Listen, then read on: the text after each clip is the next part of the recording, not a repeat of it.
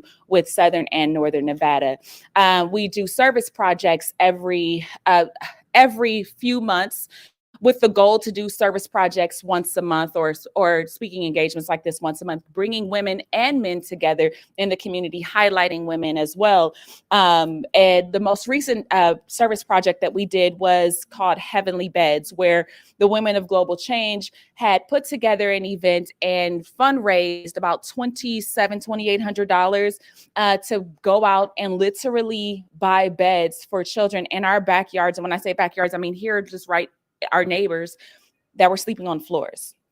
When we showed up, all of us, we showed up boots and saddles, and I couldn't believe that this is what's going. I mean, these children, ladies, when we walked in, when I say there was nothing in those children's bedrooms, it was literally like they just moved in. These children, and I'm talking about from like yay high, like it's some in the belly to some on the floor crawling, to young girls and boys 16, 17 years old who were sleeping on the floor.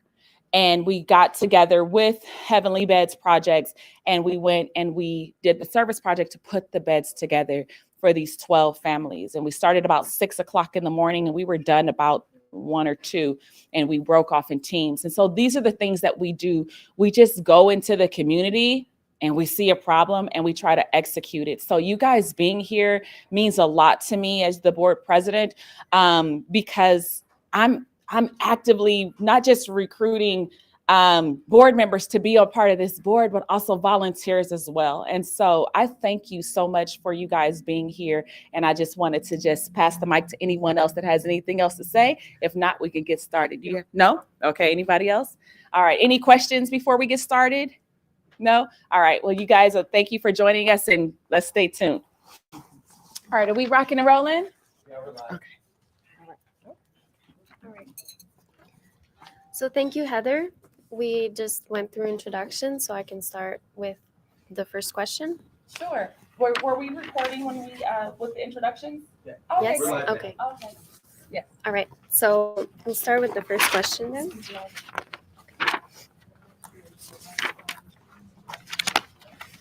Yeah, can you all hear it in the back? No. Okay. Can you hear me now? The Okay. mic is just for the stream, so for the room, we got to project. Oh, okay. So could you share with us your personal leadership journeys and focusing on key milestones and challenges that you've faced? Absolutely. So the question is, what were my leadership journeys or challenges that I faced? I can start this back in my career when I worked for the city of Las Vegas. I was always, and it seems like I always was the individual, the director or a manager of a department that was the only woman of color in my organization. I don't know if I'm stand up again. Why not? As a grad student and a student, I have a bachelor's in political science, a master's in public administration, and also a master's in education. Thank you. I serve as a university president and university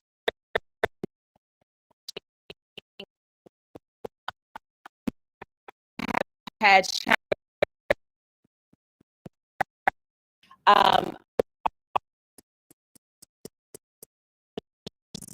it's always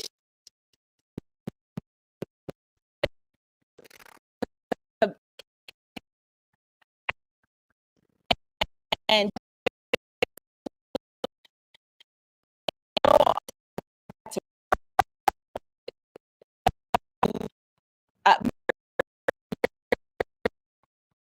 and was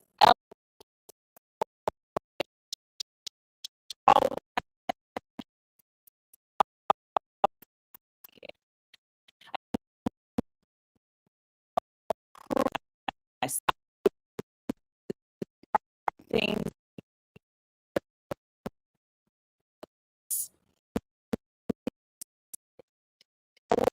in the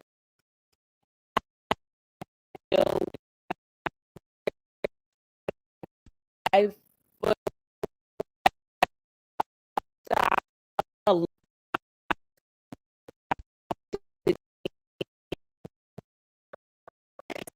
I was over.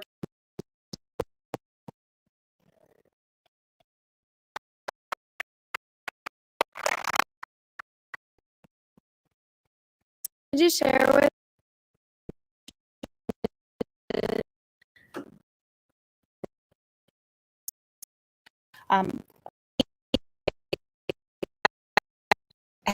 Had actually brought to the community my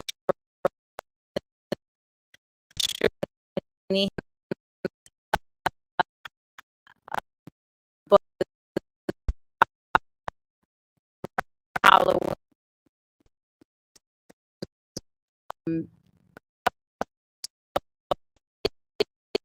We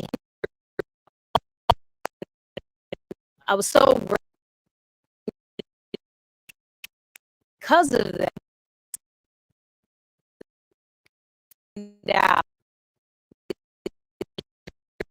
so that I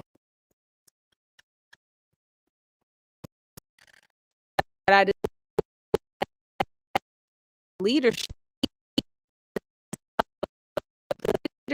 and a gap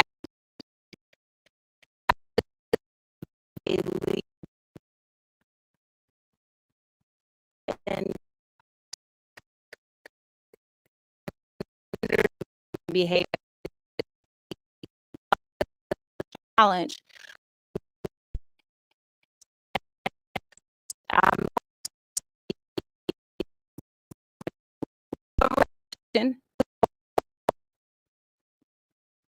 Others the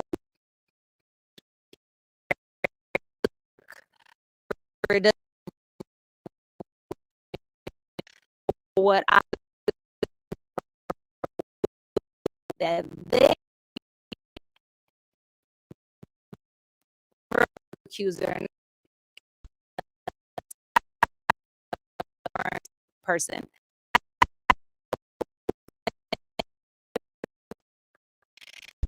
Now I other I'm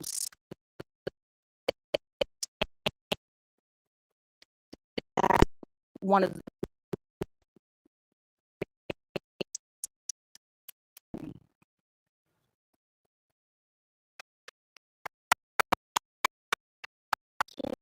share with us?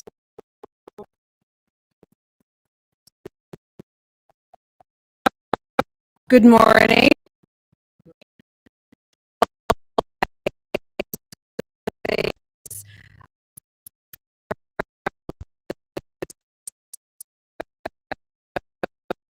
A little bit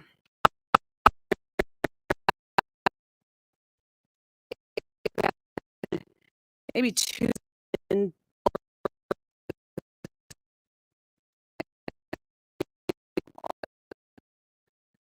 maybe two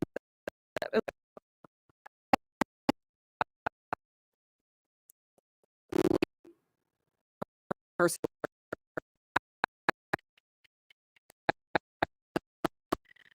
spent most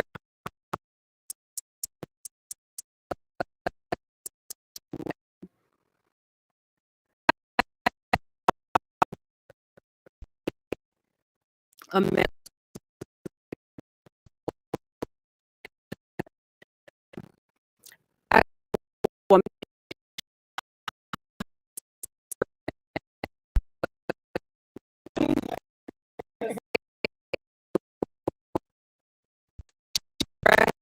Any of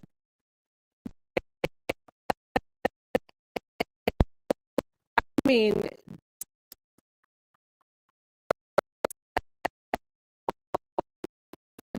you don't talk like that.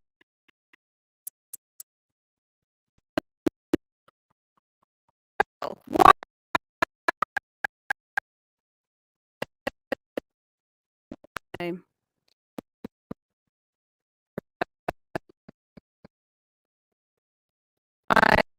any reason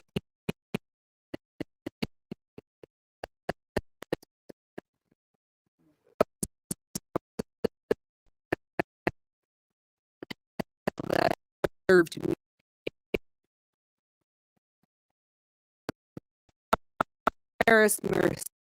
And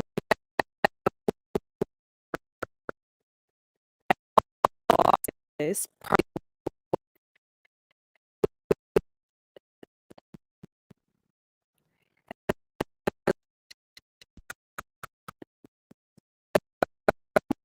is I have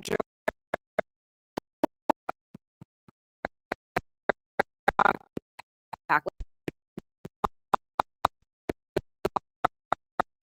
in the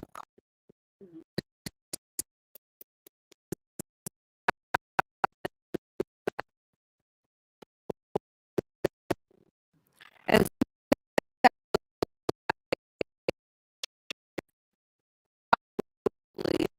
me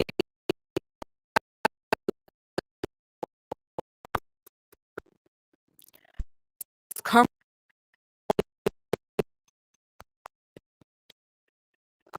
a group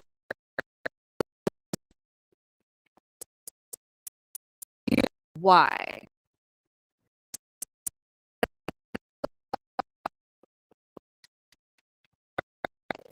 back it up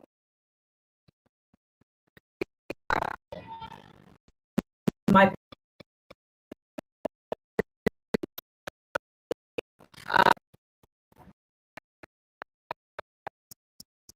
it was never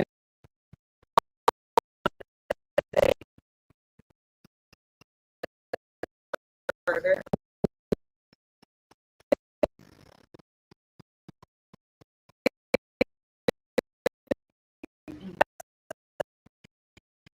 the young hospitality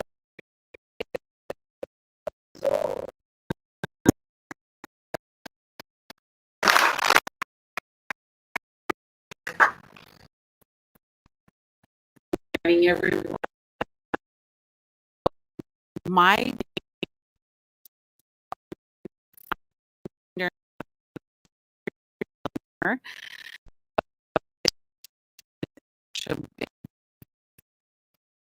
journey on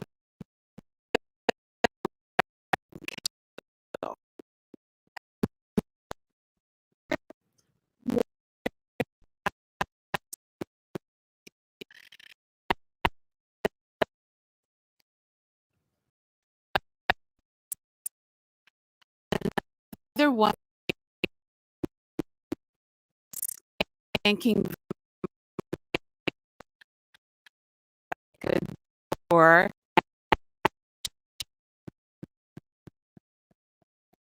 big retail store, a two-story flagship, think Nordstrom's, and they had an assistant store manager position. And I thought, you know what, I got nothing to lose, but I'm going to put my big girl pants on and I'm going to go apply for this position.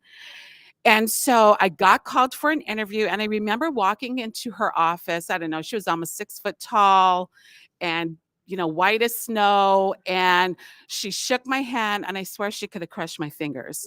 Her handshake was like, okay, you're scaring me, lady, but I didn't show it, right? And we had a great conversation. By the end of that interview, she goes, Monica, you don't have any supervisor experience, no management experience. But she looked at me, bless you. But she looked at me and she goes, I like you and I'm going to give you a chance. And I was 21 at the time. And you talk about a learning experience. I had 50 people that I had to manage, most of them older, looking at me like, who are you? But I learned from her and she gave me the opportunity. And I share that story because we know a lot of us women in this room, there are other women who are not going to support you. There are other women who are not going to give you the hand up to uplift you, who are not going to give you that opportunity. And so for me, that was pivotal because I said, you know what, if ever I get into those shoes, I'm never going to be that other woman. And so that has carried me through in every management position that I've held, and I have been hired straight up. They said, and I've been recruited a lot throughout my career. And I remember my last banking position that they said they need some diversity. And I said, okay, but how much you gonna pay me? And I remember doing my research. All the board of directors were white, middle-aged men. And I said, okay, yeah, they really need some color. And so I did. It took me 6 months before I made the decision to take that position. It was a senior management position. I was the only woman in that position, the only woman of color. I am Indigenous. I'm Native Hawaiian. And so I had to speak louder. I had to stand taller. I had to work harder. We know this as women. We just have to do it because they want us to be emotional. And like Tashelle said, you can't do it.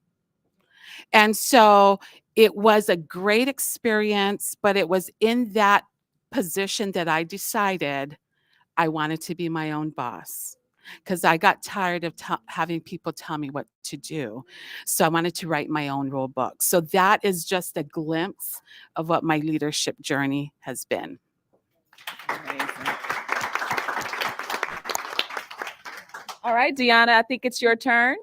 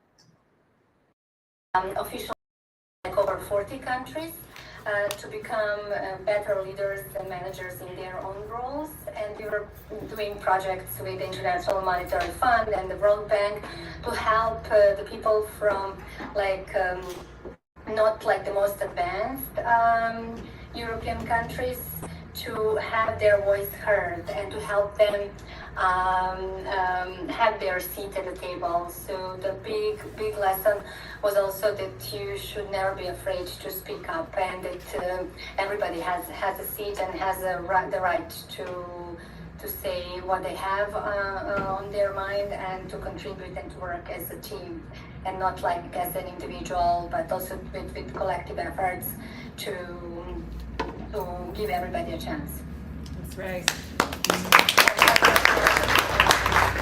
federal government. And they also run like a consultancy company and also one a non-profit business association. So we are all different, and that's how it should be. But we shouldn't be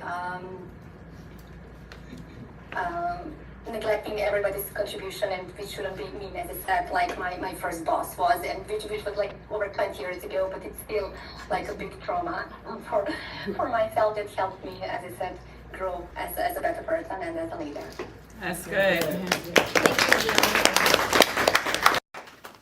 So can you share? Watching you on the other screen, so I don't know whether. Yes, we can hear you perfectly well. Can she hear us? Yes, we can hear you. We can, yeah. Yes. Thanks for your contribution.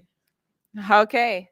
So tell me, what lessons have you learned about yourself and others throughout your personal journey? She asked, what lessons have I learned about myself and others in my personal journey? Well, I learned a lot about myself. I used to be very impulsive as a young woman, very impulsive, which is really a trait of not really being controlled or controllable. And in my process and through the things that I've went through and the things that I've experienced, it really helped me to really I went through a season of self-reflection. Have any of you guys went through that season of self-reflection? Okay, where mine came from, and I really don't like giving life to dead things, but it came through my divorce. And I talk about it, I preach about it. It's actually a part of my ministry. And it was through that I became Heather Rise. So I was born Heather Ashley. Okay. I got married and my name turned to Heather Ashley Henderson. And then from there, I ended up, when I was going through my divorce in 2019, I ended up blogging about the experience of what happened to my family, to the children, and to my household. And I was shocked. And as a Christian woman, I prayed about it. I was fasting about it. I tried everything to save this thing, and it wouldn't work.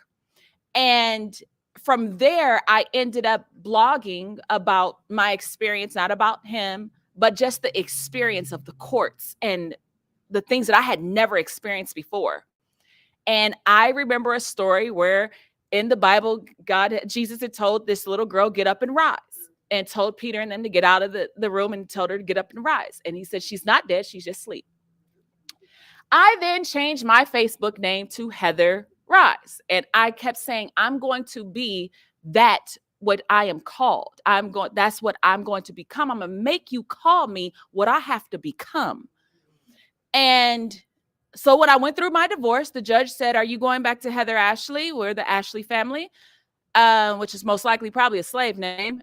And or are you going to keep your name, and like Tina Turner did, And I said, no. I said, Ashley is what I used to be, and Henderson is dead to me. I am Heather Rise, and that's exactly what you're going to have to call me, because I have to be everything that I had to become dealing with this. And so she changed my name on the divorce decree. I took it to Social Security Administration, took it to the DMV, and I am legally Heather Rise. And so that is my story of how I had to become better than the thing that I once was. Oh, Monica. Oh, sure. I've already missed the question again. So will you repeat the question? That was amazing, Heather. Thank you. So the question is, what lessons have you learned about yourself and others throughout your personal journey? Yeah, about myself, that I am stronger than I thought I was, more resilient, endurance. There's a lot of stories I could share with you.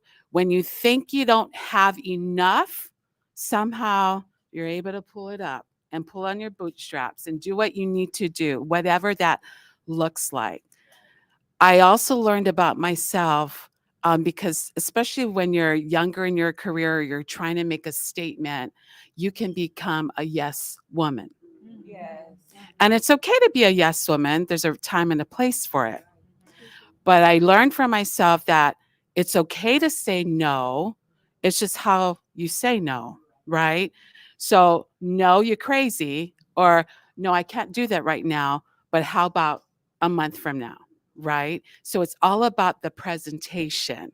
Okay. Life is a game and it's how you play the game. So those were some of the things that I learned about myself. All I would end is with this. Our voice as women is our superpower.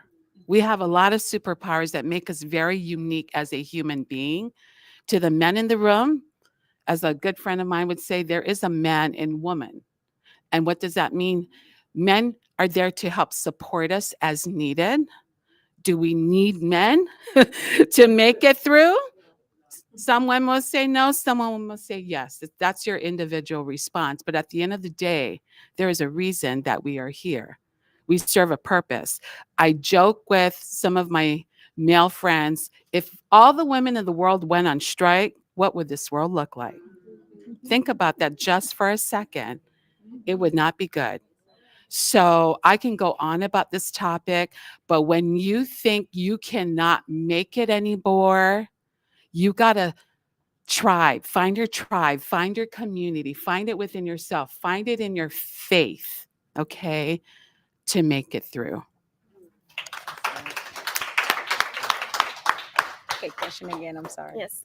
So, what lessons have you learned about yourself and about others through your personal journey?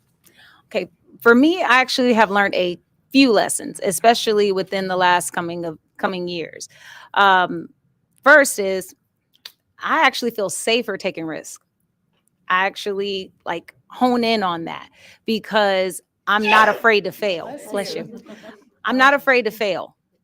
I'm okay with starting something, and if it's not working, okay, what's the next thing? Okay, what's the next thing? And I also learned through that I'm actually a dope creator. And all we got to do is actually utilize our mind, and we don't need to hear from other people that it's a good idea. Some people may hear your great idea and tell you it's a bad idea because they don't want you to be better than them. And also because of that, I've learned that you cannot take everyone with you. Yes. Oh, yes. Even if you want to drag them by their leg with you. But all it can do is hinder your growth. There's a lot of people out here that want to dim your light. So I've learned to really use my discernment, use my gut intuition. And if I think it's a great idea, I'm going to go and move forward with it. The one thing that I have recently been known for is doing sound baths here in the community. And I actually bought the sound bowls to help my family through the pandemic because it helps with anxiety, stress, overwhelm. And it helped me when I had a mild stroke in 2016. And because of that, I decided to become certified as a sound healer. But I only wanted to, my goal was really only to help my family. But I decided, hey, you know what? It works for me. Next thing I know, I'm putting them online. And they're like, I want to see the sound bowls too. And just moving with what people are looking for. I'm like, you know what? This is actually going to be a thing. I can make it a thing if it wants to be a thing. And so I started doing sound baths in Obodo Community Garden. I started doing them at schools and started doing them for corporate wellness programs. And now I've been able to do sound baths. Proudly say that I've been able to do sound baths for the city of Las Vegas. I've been able to do them for therapy, solutions to change. Been able to do them really all over the city. And I actually because of that, I didn't realize that really what I was doing, I was just doing because I'm not afraid to take any risk. I actually got nominated for and selected for Vegas Top 40 Under 40 because of that. So it's like, thank you. So for me, I would say if I could give any advice to any of you ladies in here is don't be afraid to take the risk. Don't be afraid to shift if you need to shift.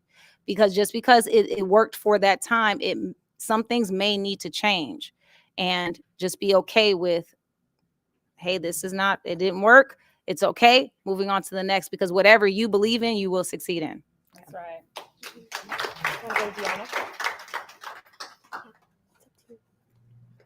Deanna, do you want to You go? want to chime in?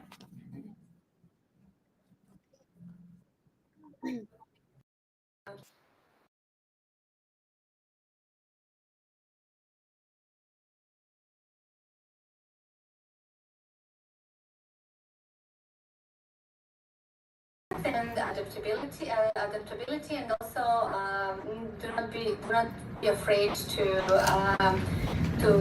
take a risk and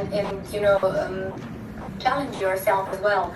So when I started my first job with the Serbian government, a few months later, there was this job opportunity in Dubai with the prestigious Emirates Airlines.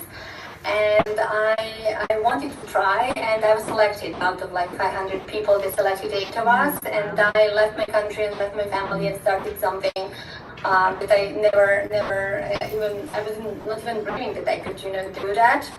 That was like the first time that I got out of my comfort zone and tried to adapt and work in a completely new environment. And the second time was when I left with my family Slovenia, which is a really nice European Union country.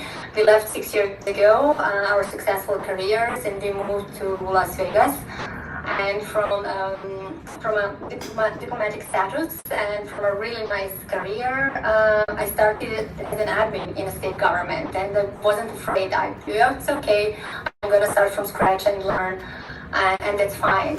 So it helped me really learn a lot about myself, that it's never too late to start. I mean, we were in our late 30s and we had a family of like the kids were 4 and 2, and life was really beautiful over there. So there was nothing that we were actually missing, but there was an opportunity. You can come and work and live in the United States. And my husband and I decided to try. So you should never be afraid. And that's something like that I could share, like what I learned about myself. That even if you think that you cannot do it, you just try. That's the toughest thing. Like just make the decision and try. Thank you.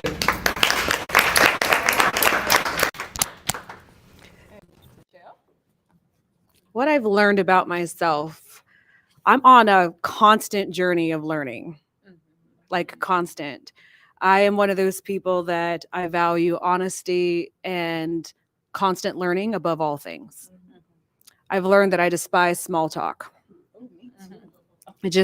Let's get into the trenches. Let's talk about something deep. Let's solve a problem.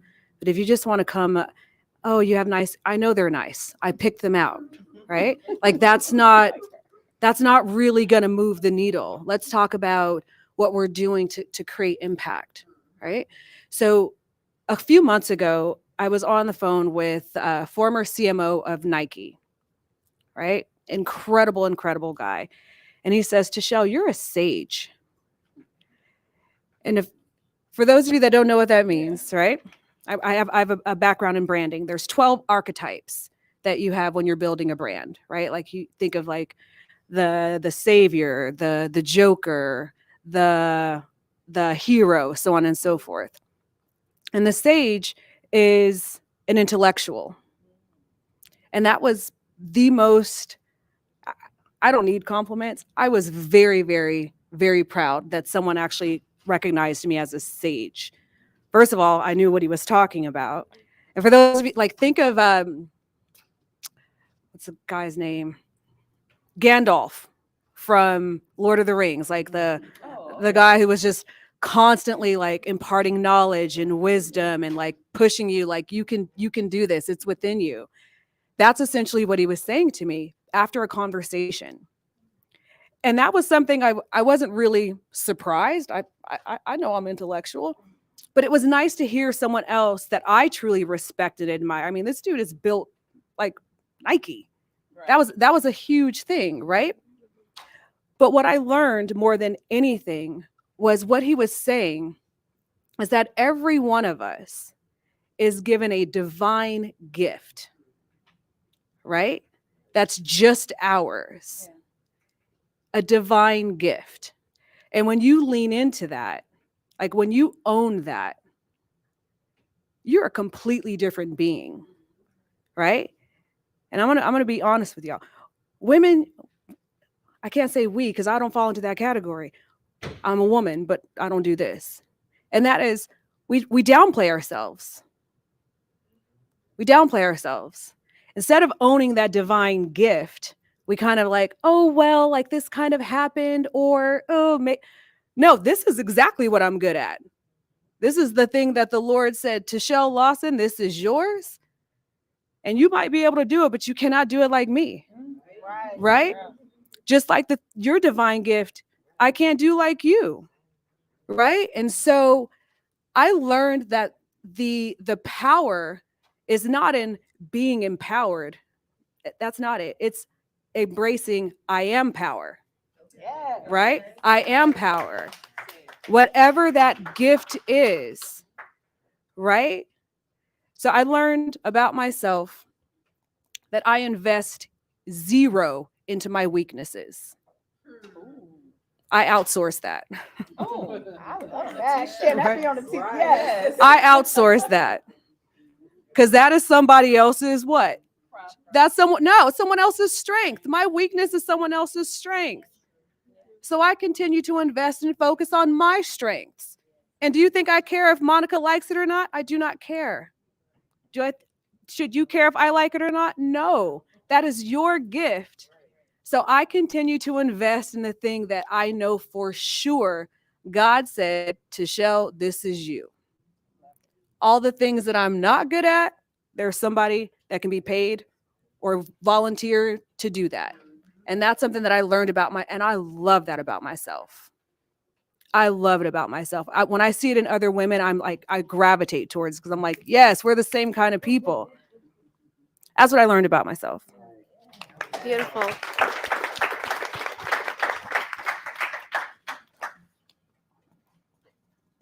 Thank you for that beautiful, beautiful, inspiring message. So our next question is, as a leader and in business and the community, what strategies or habits have you developed over your career that are instrumental to your successes?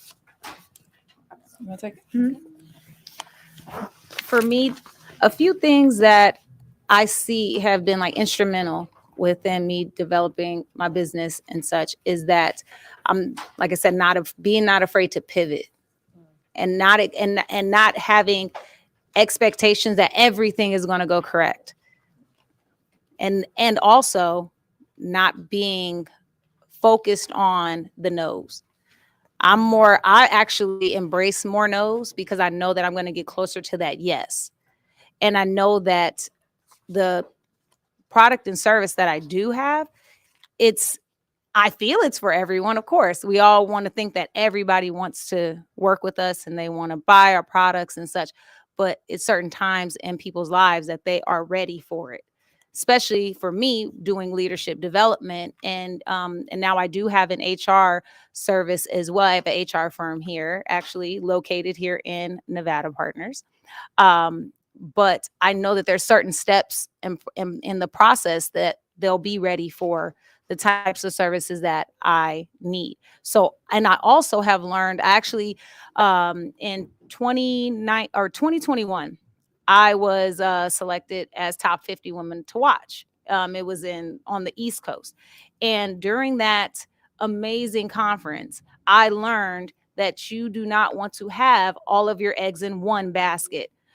You are wanting to develop 7 streams of income if you want to see true success, and not having them just put in place. You want to strategically put them in place, and you want to have your things going across the board. So for me, I learned through the process. I used to have my eggs all in one. Now I actually have multiple things that I am doing. So as I mentioned, I do the sound bowl healing. I have my own HR firm that I have a managing partner, Dr. Melvin King, with. That's InspireWorks HR Solutions. And I also am the managing editor of Women Contacts magazine. And I am, there's something else, but but I want to make sure that I am not putting all of my eggs in one basket, because if that one thing fails, everything fails for me. So strategically, I would say make sure that you have that goal in mind, that yes, what you're working on right now is great, but also what's next. Okay.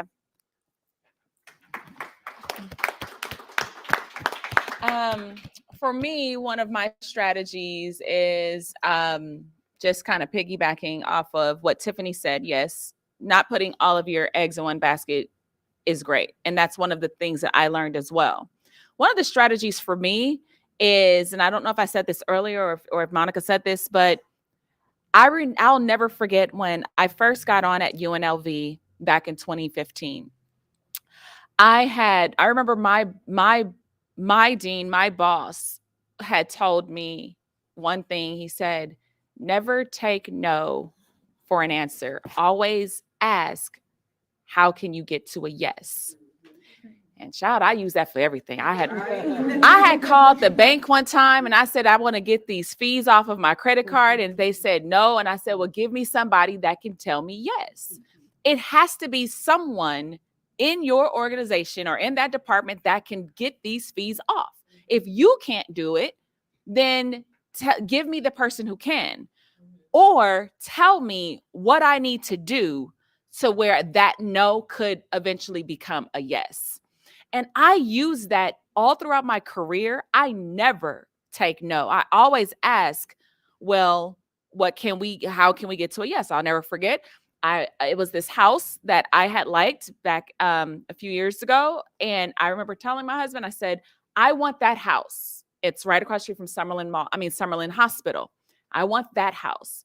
And he said, babe, we'll never be able to get that house. I said, so tell me what we need, because you're the head of me, right? Yeah, you're supposed to be the head, So, I tried to play my submissive role, So man over woman, Christ over man, So I tried to play that. And so I said, well, honey, tell me, what do we need to do to get that house? You can't just tell me no and for me to just accept that. Do we need to? Well, we don't have enough. That house is probably at, $700,000, $500,000, whatever. Well, what do we need to do in our careers right now in order to qualify at the bank to get the approval for us to get $700,000 approval? So whatever we're doing right now in our careers, we are currently not doing enough to be able to get that. So you want me to be stagnant, and I'm not going to take that. Tell me, honey, what do we need to do to get that yes? And then let's start working on that moving forward. I never got the house because we ended up getting divorced. But I took that principle with me, that I try to figure out, what do I need to do to get the yes? And I don't take your no for my answer. Yeah. Does anybody else want to expound on that? You want to expound on that? I'm like so into this that I'm forgetting the question again. So will you repeat the question? So as a leader in business and the community, what strategies or habits have you developed over the years in your career that are instrumental to your success? Okay. So how many of you are in business? Raise your hand. Okay. So let me speak to you. And as I shared with you, I was in corporate, and then I left corporate and started my company 5 years ago this year. And so one of the things that I've really had to learn as a business owner to be better at is be a good listener. Because when Monica gets excited, I'm always like wanting to get my point of view across. Hi, Kat. I'm always wanting to get my point of view across, and I'm not truly listening. And when you're in business, even when you're in a career, listen, observe. There's a lot that you can learn by just not saying anything. Okay, that's number one. Number two, build relationships.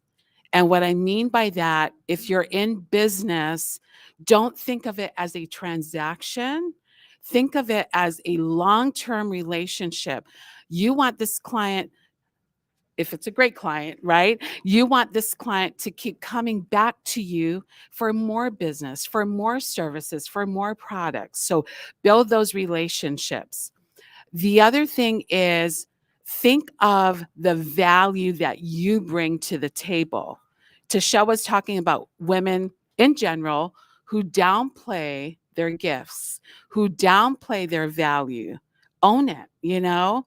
I know we've presented proposals for services, and we will get businesses that come back to us. And our clients are primarily small business owners, but we do some work with government.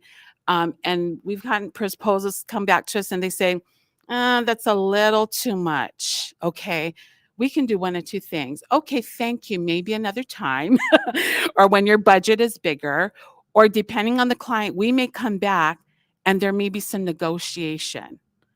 So that is my other tip for you is everything is negotiable. Yes. Never take it at face value. All right. And I never want you to think, well, just because they're presenting this, that's it. Even if you're working in a career, I negotiated my salaries all the time, you know, and sometimes it was a no, but Monica's definition of no, N-O, means new opportunity. So if they are giving you a no, in my mind, it means no, not right now, or no, there's something else on the other side of that door that's bigger and better. And I want you to think of it that way. Don't be defeated, okay? And just really, and I talk about tribe, I talk about community, find a mentor. And if you're in a career or even in your own business, find a sponsor because there's a difference between the two. A mentor will mentor you along the way, teach you, guide you, okay? Your sponsor is your advocate. Your advocate, they're advocating for you. Hey, here's why you should hire them, or here's why you should get them for your services, whatever it might be. I could go on, but there's other people, so I'm going to share the mic.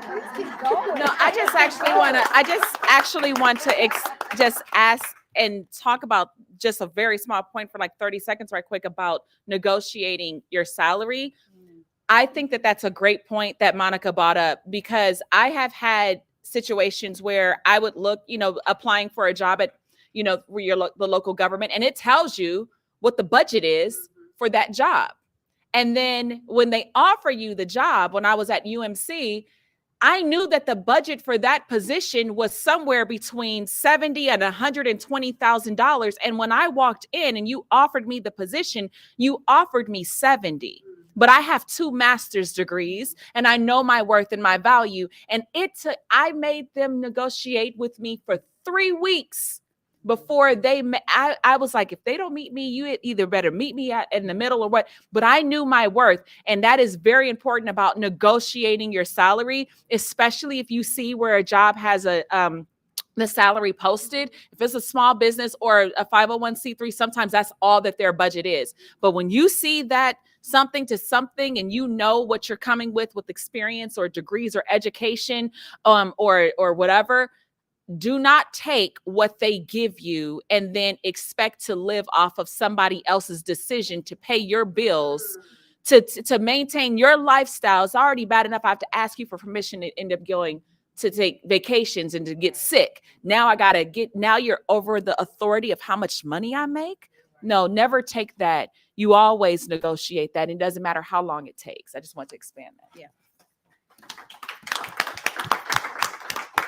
And I actually want to expand as well, because that's the discussion and it's because it's very, very important. I've seen a lot of hands go up that are business owners.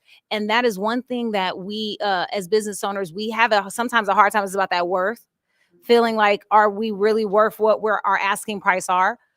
So sometimes we do have to use our discernment. Well, actually, most of the time we have to use our discernment to say, hey, is this a good opportunity for me to either lower my price or negotiate or kind of customize my proposal, because that's going to also build the relationship with the client that you're working with, especially if you are guaranteed, like, I know my worth, I know what I'm going to do. This is where a negotiation will be. I'll start at half.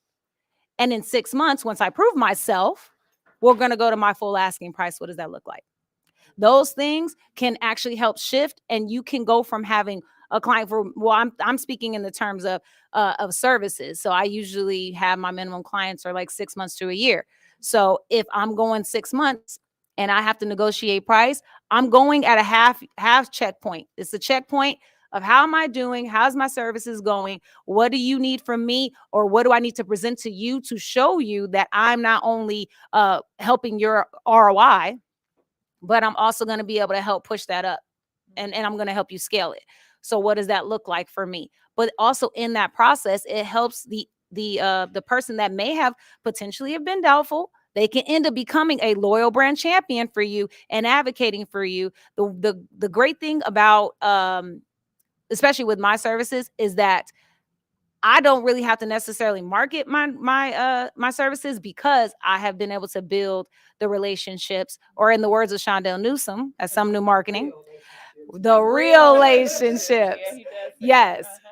And it's because this really is key, and it really does help with negotiations. Sometimes I now go into places and sometimes I don't even have to negotiate, because they already have a relationship with me, and they're like, what are you doing now? Okay, we're gonna figure out how to fit you in. Okay. And so before I even I feel like it kind of taps into one of a quote that I heard from Nipsey Hussle, before, rest in peace, before he passed. Talent will get you there, but character will help you stay there. So I utilize that in building my relationships, and I also use it as a power play for my negotiations. So yeah. I think I remember it. It's what's your strategies? Yes. Yeah, we're still on this one. So strategy is what I do professionally, so I could stay on this all day long. So I'm gonna keep this brief. Hello, Capucine. Hello, Cap. I'm gonna keep this as brief as I can. I've already established that I go against the grain, right? I go on the opposite side. All right. So first and foremost, words matter, right? Positions matter. So when I first started my business, I was just out there doing the most, right? And I realized about 95% of the people I spoke to were a waste of my MFing time. Amen. Period. A lot of the things that I was advised to do as a woman business owner did not benefit me at all. It was a waste of time and energy. So when you're getting advice, take it with a grain of salt, and then understand your business, your service, who you serve, so on and so forth. So I was attending these procurement events and talking to supplier diversity people. It's a waste of my time. Now I talk directly to the CEO, because that's who actually can hire me. Okay. So you have influencers, right? You have people that just kind of take up space. Let's just call that what it is. And then you have decision makers. You need to understand who you're talking to. That's right. That determines the type of energy, right, that you're giving. I don't keep renegotiating. I don't have to. I'll throw out, I'm sorry, Louis Vuitton, Hermes of Paris, Nike, Red Bull. Do I need to keep going on? This is the price. This is what we're doing. If you can't afford that, then I will eliminate services and meet you at your budget until we get there. But what we're not doing, I know we got a new company coming. But what we're not doing is reducing our value. Right? We're not doing that. We are making it very clear, this is what I stand for. This is what I'm going to bring to the table. So what you can do is do a short win. So instead of a 6-month contract, I'm going to deliver this for you in 30 days and test it out. And that's going to be at this price. This price is not negotiable. This is the price. Once we've established the work, the credibility, so on and so forth, then we can go back and renegotiate. So my strategy is understand who you're talking to and determine if it is worth your time. I have a very simple philosophy. Refuse the offer, not the meeting. I'm going to say that again. Refuse the offer. Someone might offer you something like they offered Heather, and she's like, no, we're going to go back and forth. But if she didn't actually have the meeting, she wouldn't have even known what the offer was. Right? And then there's a contact, there's a connection. So think about who needs to be in your circle? Are these the people you're talking to? If not, how do you get to those people? I believe in being very selfish. I'm not a pleaser. I'm a Tichelle pleaser. I'm a pleasing Tichelle kind of a person.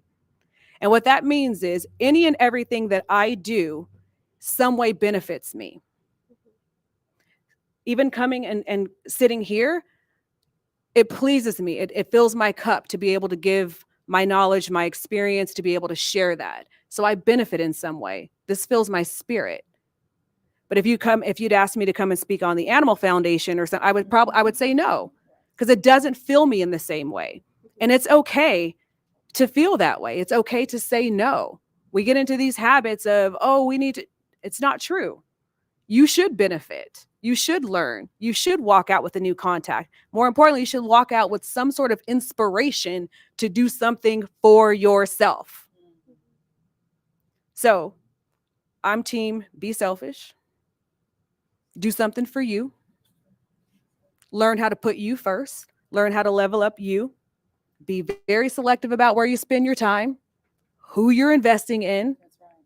But like Monica said, having a mentor and a sponsor, which I think we'll talk about later, is really important. But also the people that you surround yourself with as well. So I talk a lot about a pride. I don't talk about a tribe. I talk about a pride because I'm a lion. Right? I'm a lion.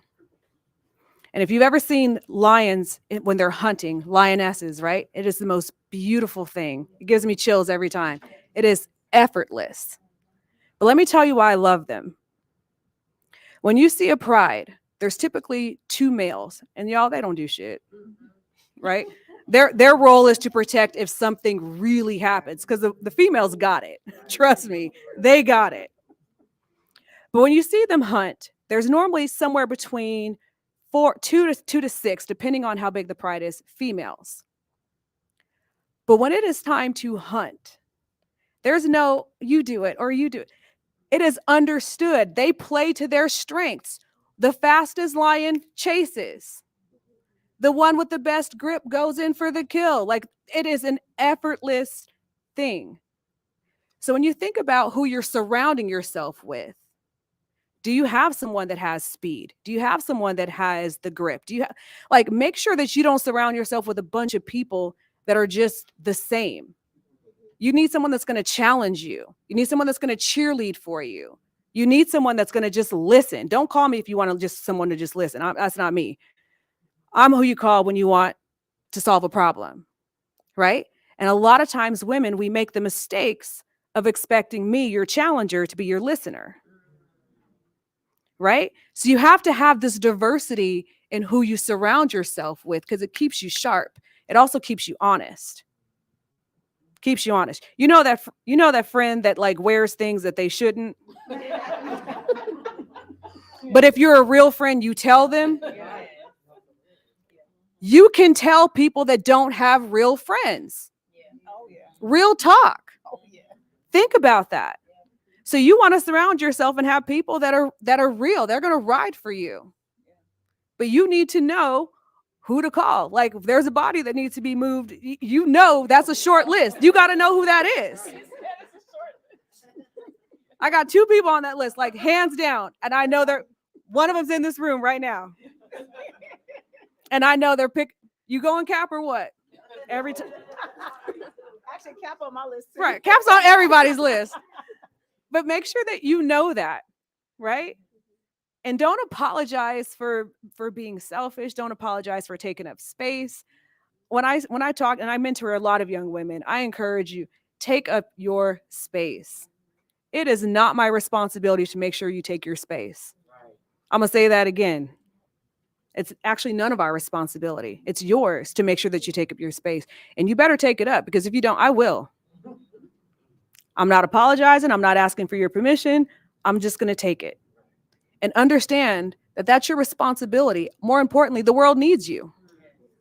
We need your divine gift. Whatever it is, take it up. Yeah. I'll do it this year. Oh, I can't. For Q&A. Deanna. Deanna first. Yeah. So, Thing to add or? no, I'm so sorry I'm not there in person. I will hug all of you. I know. And all these pieces of advice. Yeah, absolutely. Like the strategies and techniques that I've been using is that I'm creating like a safe space for everybody on the team, either internal or external, so that they can also voice out their opinions, especially if we are introducing a new project or we're implementing a change. Because people do oppose, of course, across the board, no matter whether they have more experience or less, or they come from different backgrounds, and do something fun for them. Like once I took my team for a team building. They never done a team building before, like which was so weird to me. And after that, we were able really to resolve issues really quick. So you have to know your audience, no matter whether they're on your team, whether those are like your new customers and your new clients, and also when I have a goal, no matter what, I see myself over there, like at the finish line, and I also don't take no as a response. And even when I was in the government and they say no, we're gonna reject this grant or we're gonna decline this awesome opportunity, I confront them, and they applauded me like, hey, nobody challenged us before, even though we are some directors or our senior leadership. People are just obedient and they serve. I don't. If I think it's good, then I just go for it. I just want to do it. And if they say no again, then I find other channels. I don't play politics, even though I like the House of Cards. But I try to find other channels how you can lobby and influence their opinions. So that was just something small for me. Well, thank you. So now we're going to go on to Q&A. If you guys have any questions for us directly, and our moderator will spearhead that. So does anyone have any questions? Yeah.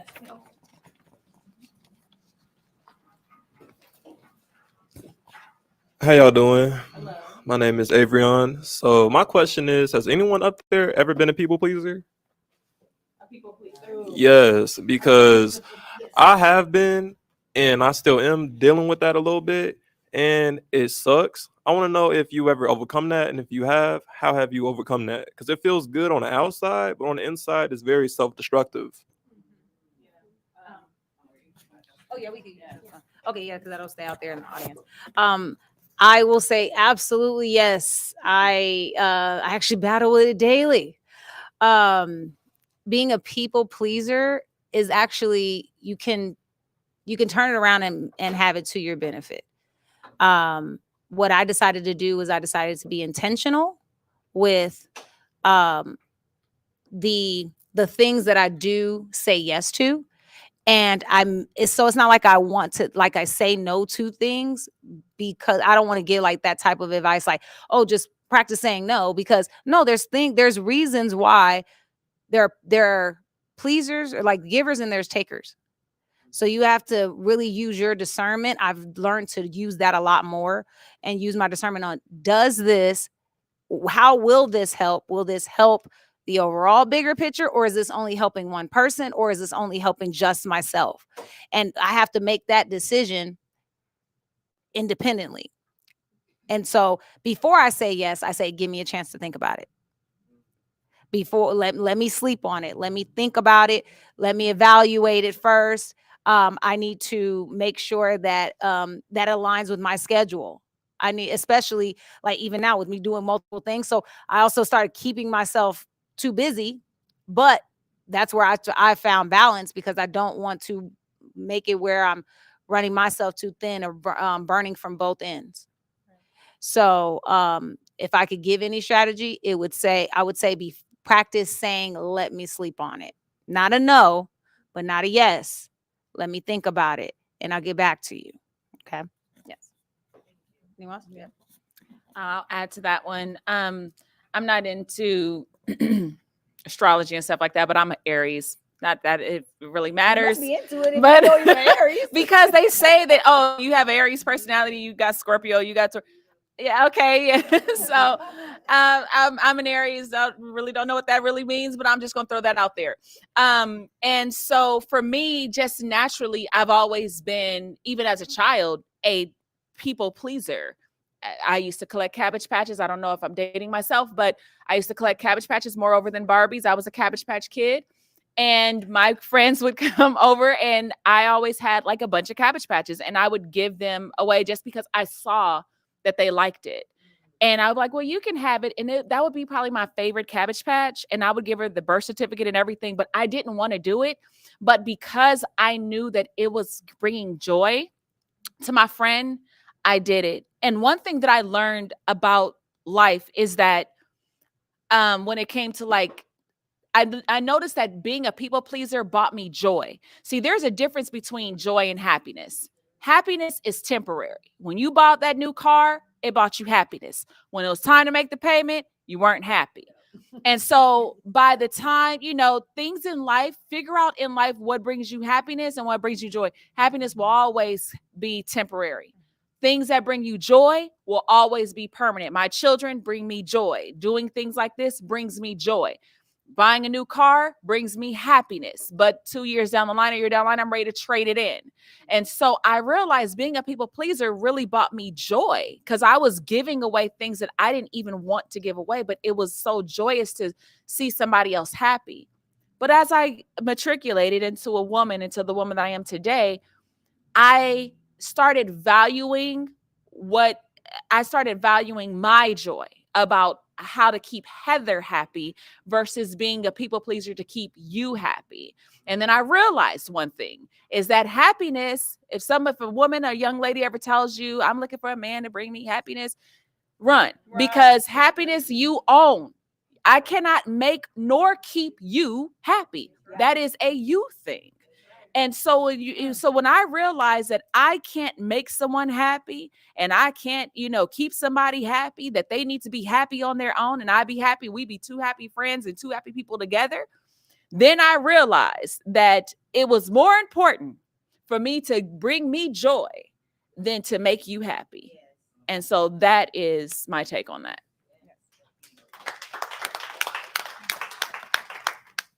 Any other questions?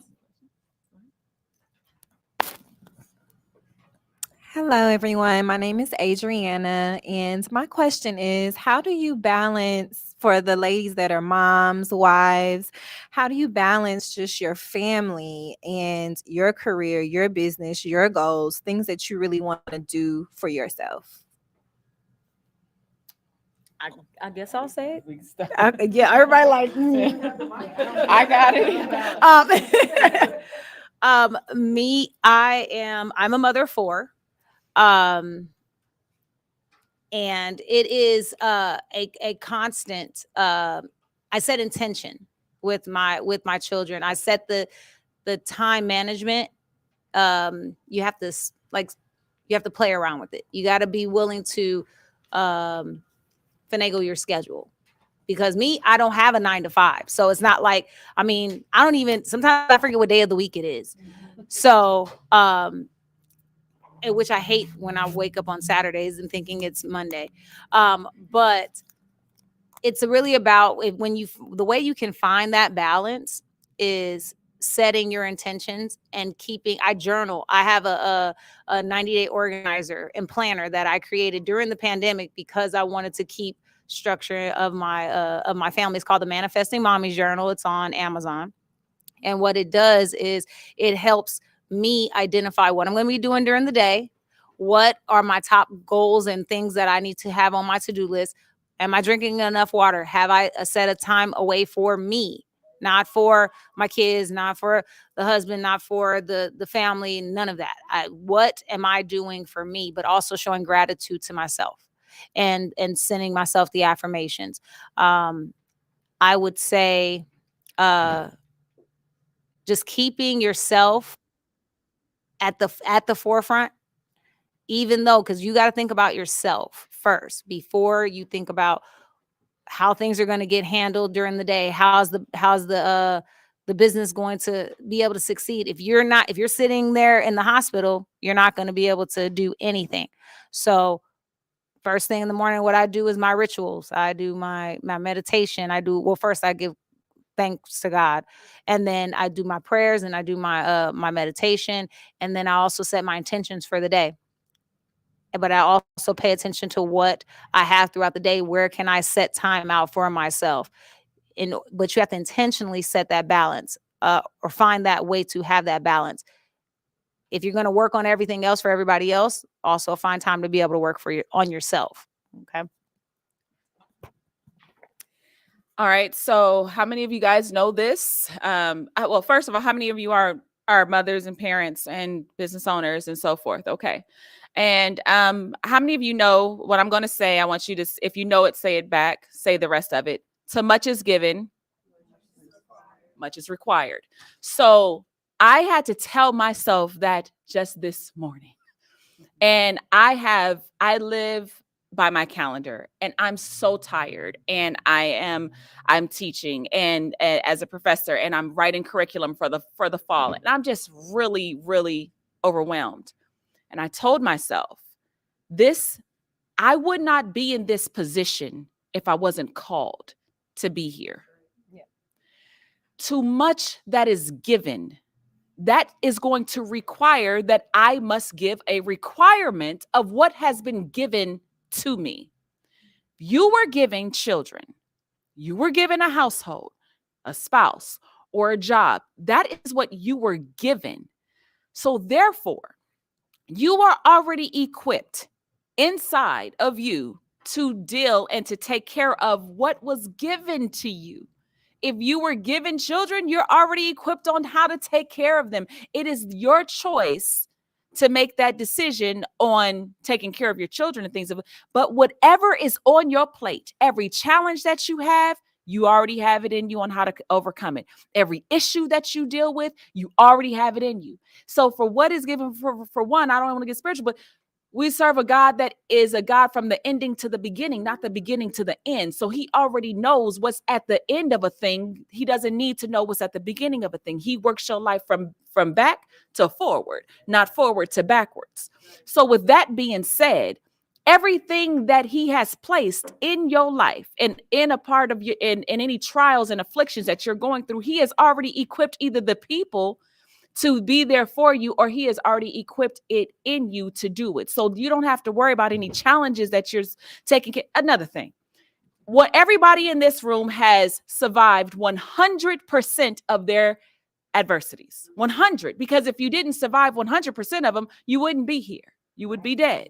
So you have survived 100% of every challenge that has come to you, because again, to much is given, much is required, and it is also inside of you. You have that answer, and you know exactly what to do on how to overcome those challenges. Take it one day at a time, and don't do too much than what you can't take care of, because I have this careless attitude nowadays. Another question. Am I allowed to share something? Sure, absolutely, yes. So may I ask, how old are your kids? I have a 15-year-old, a 10-year-old, and a 2-year-old. Okay, so my kids are Sound like me. okay. So my kids are 6 and 4, and since you have older kids, you understand it's seasonal. So the 2-year-old, it is what it is. Like she said, do what you can. You take one day at a time. And what I had to learn, because I'm a high performer, I'm a high achiever. That's who I am. I've always been driven, do like this. But when you have kids, it's like whoosh, all that goes out the window. But you're still judging yourself by the standard you were able to stick to when you did not have children. So don't do that. Give yourself a break. This is a season. Literally, they're going to grow up so fast. You're going to be like, oh no, I missed this. It's a season. So yes, you got to pay your bills. You got to work. You got to do your business. But just do one day at a time. Make one decision. This is what I'm going to do. And there is no such thing as balance. It's prioritization. What are you going to prioritize today? And putting yourself first, taking care of you, is an ongoing struggle for mothers, period, all the time, ever and forever. So don't feel like, oh my gosh. No, that's the ongoing challenge that we all have. So don't judge yourself. Just one day at a time. This is what I can do, like she said. And that's it. Go to sleep. Next day, Do your best. That's it. Yeah. Absolutely. We have about 5 more minutes left for this. So if anybody else has any more questions. Y'all would be great. Yes. Hi, my name is Deborah Harrington Wright, and I just have a startup business, but we've been starting it up for a while. But we would like to have some information on where to get grants and who writes grants. And maybe can you teach me how to write a grant? So the mic was handed to me real quick on this one.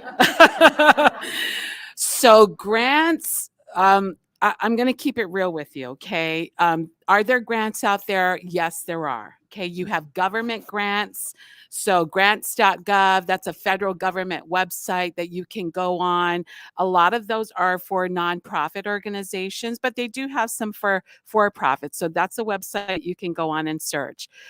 The local jurisdictions, so City of Las Vegas, Henderson, Clark County, sometimes they will have grant programs that they've put out.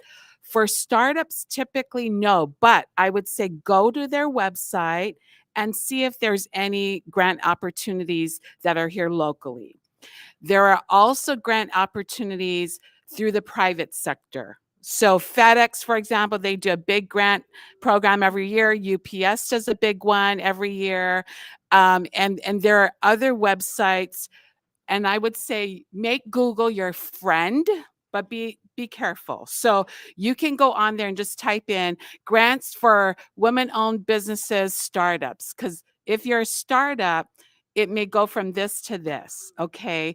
And just be careful of the sites that you're going on, because there are companies out there that will charge a lot of money up front, promise you the world, and then nothing happens, okay? Another tip is Clark County Library District. They actually have someone on staff. And so reach out to your local library or go on their website and see if you can connect with them. Now, not a plug, but I'll just say it. So Nevada Business Advisors, we actually do webinars and workshops throughout the year. We are going to be doing an introduction to grants workshop in September. And so if you go on our website, it's not up there yet, you can register for that. And we actually have a grant writer on our team that will be conducting that workshop. So hopefully that was of some help to you. Again, yeah, that's how we got sponsors and what was the other term you said? Mentors and mentors and sponsors. There we go, all up in this room. Another thing I would advise you to do is set a Google alert for what you're looking for. So if you're looking for small business grants for startups, something like that, schedule an alert. So when something actually gets published, you get notified. Because what she said is spot on. But also keep in mind that because we're talking about a startup, those grants could go really quickly. So you want to actually be notified as soon as that's available, so you have a chance to apply. Yeah, very smart. Yep. You had a question?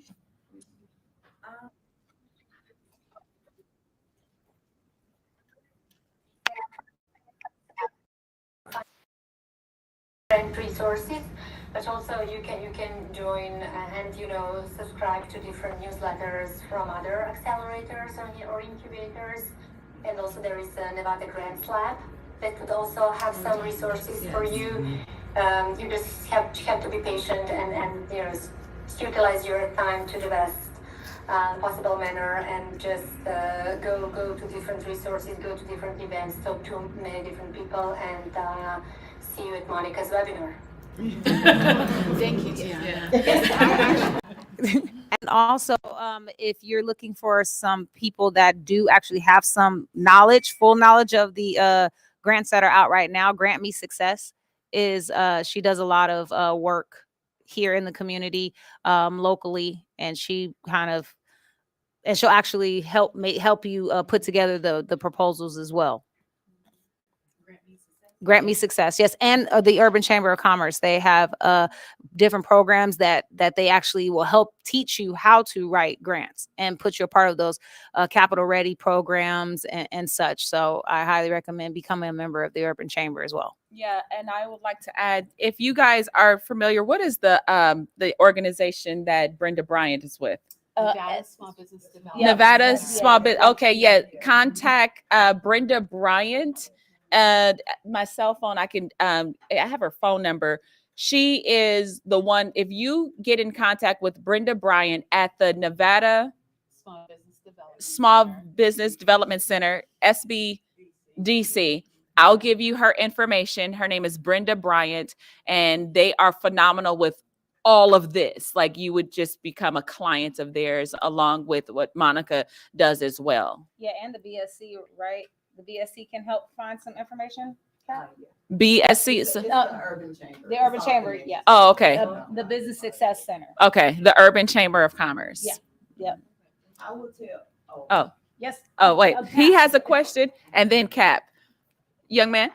Well, it was a comment and a question. Sure. Let's get you the mic. Oh, gotcha. Just a quick update is Grant Me Success actually has a class here at Nevada Partners every month. So I don't know exactly when, but she does have a class here every month. So if you want to get into that class, that's a great opportunity. And then my question was, because we're talking about entrepreneurship, and as a young man, you know, being a young entrepreneur, it's fitting that I try to find another young woman that's a entrepreneur. So I was wondering to ask you guys, especially a young woman and a woman of color, how do I support her as much as she can support me in this realm of entrepreneurship? And You talking about dating? well, just in general, it doesn't have to be dating, but just even if it's just a young lady that's my friend, how do I support her as a woman and as a man, being a man in this male dominated, you know? Well, I'll say this: he probably just gained a whole bunch of fans in this room right now. What I would say is, listen to them, hear her out, because the one thing that we already battle with is people feeling like they're that we don't belong, that we don't deserve the spots that we go and shoot for. So when we become aggressive, we look like angry Black women, or we look like the disgruntled women. But we were not built like this. We were made to do this. It's like being forced into, you're going to see me. But then we get someone like you that is like, where can I support? And we're like, no, like, oh, wait a minute. You are actually, genuine in what you say you are. So just listen to when someone has an idea that they want to bounce off of you. And then also, I'm not going to lie, I don't want it to come off the wrong way. So I'm going to hope that I say it politically correct. When women, and I pretty much can guarantee we've all been through this, we've been over-sexualized. So when a man comes to us and they act like they're intrigued and want to know what we're talking about, it's because they have an agenda, or we're assuming they have an agenda. So what I would say is, and I know you personally, so I know you are an absolute sweetheart, so I know you wouldn't do this, but I would want to caution, because especially an entrepreneurial woman, we already set our mind that we didn't want nobody else to be our boss. We did not want to, what is this saying? Make a plan or be a part of someone else's. So we decided we wanted to make our own plan. So when we have someone that comes in and speaks to us, especially a male, it's like, what do you want? What is your intentions? What are you trying to get? So I would recommend genuinely just listening to the person and supporting them in whatever that they are doing without having the intentions of. And let the woman come. Girls, we know what we want. Let the girls come after you. You're a handsome guy, so you ain't gonna have no problems, okay? So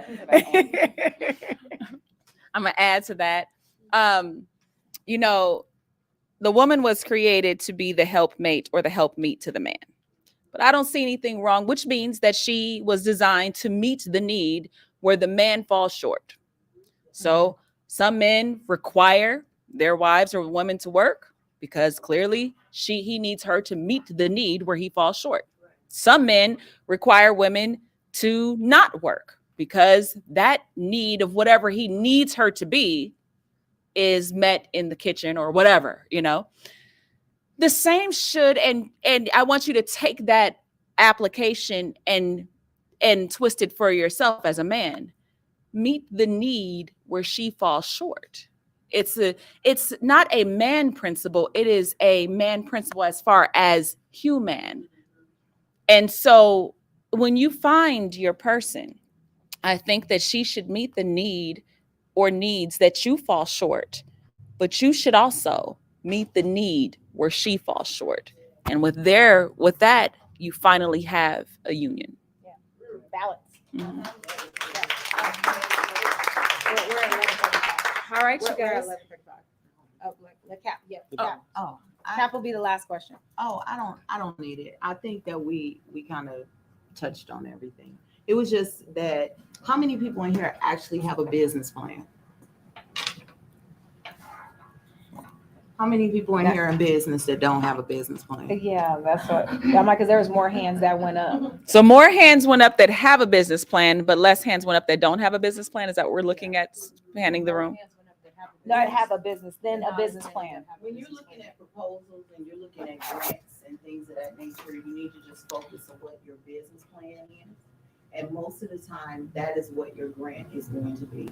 You need to make sure that when you're looking at grants, that it fits your needs and that every objective that they have there is what you can meet.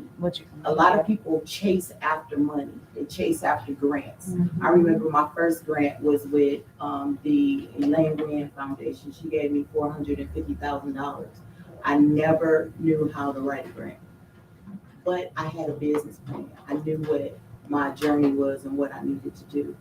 I will tell anybody that don't chase the money for grants, but make sure that you have the ability and the capabilities of doing the work that you need to do. Yes, that's right. That's Make what sure matters. that you're strong in who you are and your business.